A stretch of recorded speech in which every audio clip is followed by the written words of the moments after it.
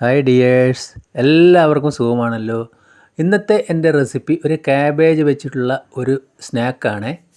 Video ഇഷ്ടപ്പെട്ട് കഴിഞ്ഞാൽ ഒന്ന് ലൈക്ക് ചെയ്യണേ. പിന്നെ ആദ്യമായിട്ട് കാണുന്ന കൂട്ടുകാരുണ്ടെങ്കിൽ ഒന്ന് സബ്സ്ക്രൈബ് ചെയ്താൽ ബെല്ലൈക്കൺ അമർത്തി ഓൾ എന്ന ഓപ്ഷൻ കൂടി ഒന്ന് കൊടുക്കണേ.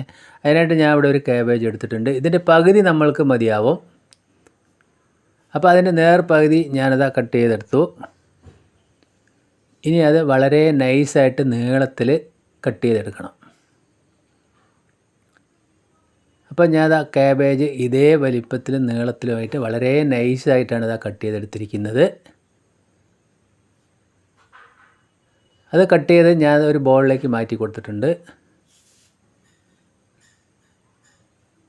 ഇനി അതൊന്ന് കഴുകി വൃത്തിയാക്കി ഒരു സ്ട്രെയിനറിലേക്ക് മാറ്റിയിട്ടുണ്ട്. വെള്ളമെല്ലാം ഒന്ന് വാർന്ന് വരട്ടെ. ഇനി ഒരു പാത്രം എടുക്കുക, അതിലേക്ക് ആ വെള്ളം വാർത്ത് വെച്ച ക്യാബേജ് ചേർത്ത് കൊടുത്തു. ഇനി അതിലേക്ക് വേണ്ടത് ഒരു വലിയ സവോള നീളത്തിൽ അതേപടി നൈസായി അരിഞ്ഞതാണ്. ഇനി അതിലേക്ക് വേണ്ടത് ഒരു 3 സ്പൂൺ അളവിൽ, അതായത് ടേബിൾ സ്പൂൺ അളവിൽ നമ്മൾക്ക് കടലപ്പൊടിയാണ്. ഇനി അതിലേക്ക് ഒരു 1.5 ടേബിൾ സ്പൂൺ അരിപ്പൊടി ചേർത്ത് കൊടുക്കാം. അപ്പോൾ നല്ല ക്രിസ്പി ആയിട്ട് വരും. ഇനി ഒരു 1/2 ടേബിൾ സ്പൂൺ മൈദ കൂടി ചേർത്ത് കൊടുക്കുന്നുണ്ട്. ഇനി 1 ടീസ്പൂണ് അളവിൽ മുളക് പൊടി, പിന്നെ ഒരു 1/2 ടീസ്പൂൺ അളവിൽ ഗരം മസാല, 1/4 ടീസ്പൂണ് മഞ്ഞൾപ്പൊടി, 1/4 ടീസ്പൂണ് കായത്തിൻ്റെ പൊടി, പിന്നെ 1 ടേബിൾ സ്പൂൺ ഫുള്ളായിട്ട് നമ്മളതിലേക്ക് ജിഞ്ചർ ഗാർലിക് പേസ്റ്റും ആവശ്യത്തിന് ഉപ്പും ചേർത്ത് കൊടുക്കുക. ഇനി അതിലേക്ക് ഒരു മുറി നാരങ്ങയുടെ നീരും കൂടി ചേർത്ത് കൊടുക്കുക. അപ്പോൾ നല്ലൊരു രുചിയായി.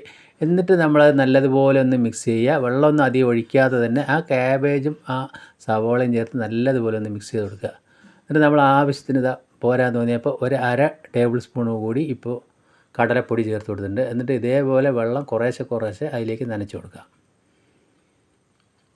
അപ്പോൾ നന്നായിട്ട് ആ പൊടികളും ആ മസാലകളും ചേർത്ത് നല്ലതുപോലെ ഒന്ന് നമുക്കൊന്ന് മിക്സ് ചെയ്തൊന്ന് കുഴച്ചെടുക്കാം. അപ്പോൾ നമുക്ക് അധികം വെള്ളമൊന്നും ചേർക്കേണ്ട, അതിൽ തന്നെ ഉള്ള വെള്ളം ഉണ്ടാവും.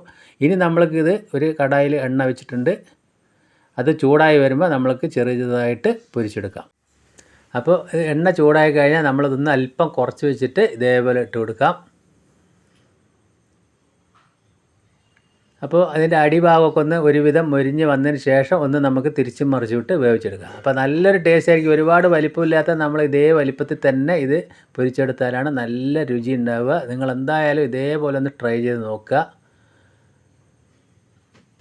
അപ്പോൾ ഞാൻ അതുകൂടി ഇതേപോലെ ഇങ്ങനെ തിരിച്ചും മറിച്ചൊക്കെ ഇട്ട് വേവിച്ചെടുത്തു. ഇനി നമ്മൾക്കതൊന്ന് കോരി മാറ്റാം.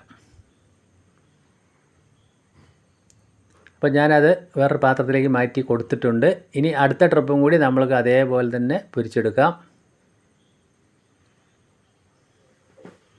അപ്പോൾ ഇതേപോലെ എന്തായാലും നിങ്ങളൊന്ന് ചെയ്ത് നോക്കണം. ക്യാബേജ് കൊണ്ട് വട നല്ല സൂപ്പർ ടേസ്റ്റ് ആയിരിക്കും. അതിൽ കടലപ്പൊടിയും അരിപ്പൊടിയും എല്ലാം ചേർത്തുകൊണ്ട് തന്നെ നല്ല ക്രിസ്പിയും സോഫ്റ്റും ആയിരിക്കും.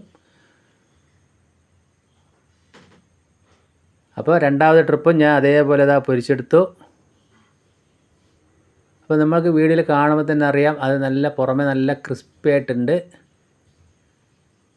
ഇനി ബാക്കി കൂടി നമ്മൾക്ക് അതേപോലെ തന്നെ പൊരിച്ചെടുക്കാം.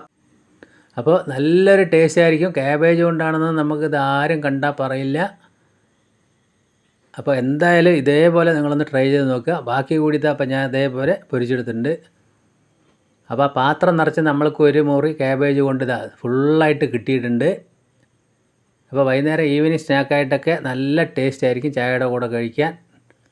ഇനി അതിൻ്റെ മേലെ നമ്മൾ കുറച്ച് കറിവേപ്പിലയും പച്ചമുളകും കൂടി വറുത്ത് ചേർത്ത് കൊടുക്കാം. അപ്പോൾ എൻ്റെ ഈ വീഡിയോ നിങ്ങൾക്ക് എല്ലാവർക്കും ഇഷ്ടപ്പെട്ടെന്ന് വിശ്വസിക്കുന്നു. അപ്പോൾ നമുക്ക് സോസിൻ്റെ കൂടെ മുക്കി കഴിക്കാൻ നല്ലൊരു ടേസ്റ്റ് ആയിരിക്കും. വീണ്ടും നല്ല വീഡിയോ ആയിട്ട് കാണാം. Thank you.